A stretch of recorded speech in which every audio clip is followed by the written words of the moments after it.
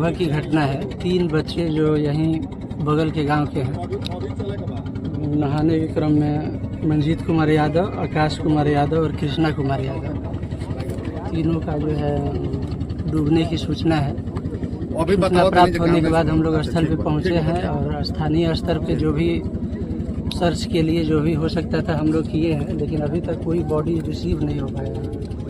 तो body recover करने के लिए हम लोग अभी मढ़ौरा से एसडीआरएफ की टीम को बुला रहे हैं और एसडीआरएफ की टीम आके आगे की छानबीन करेगी। हाँ